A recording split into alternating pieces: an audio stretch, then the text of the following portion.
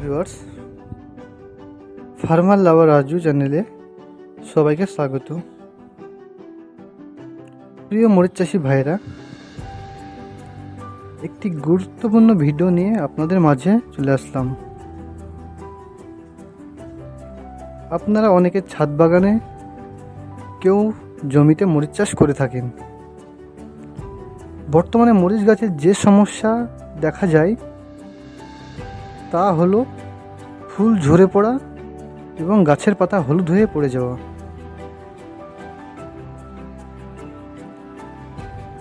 আজকের এই ভিডিওতে দেখাবো মরিচ গাছ কোন সার দিলে প্রচুর পরিমাণে ফুল ফল আসবে এবং মরিচ ধরবে। দেরি না করে ভিডিওটি শুরু করা যাক। মরিচ গাছে ফুল আসে না কেন বা না আসার কারণ কি? 1 নম্বর কারণ হচ্ছে মরিচ গাছে ইউরিয়া সার বেশি দিলে। 2 নম্বর, গাছের গোড়ায় সবসময় গাছের গোড়া যদি ভেজা থাকে এবং গাছ পর্যাপ্ত পরিমাণ আলো না পেলে মরিচ গাছে ফল ফুল তেমন আসে না। মরিচ গাছের বয়স যদি 2 মাসের বেশি হয়, মানে গাছটা যদি বড় হয়, তাহলে ইউরিয়া সার দেওয়া বন্ধ করে দিবেন।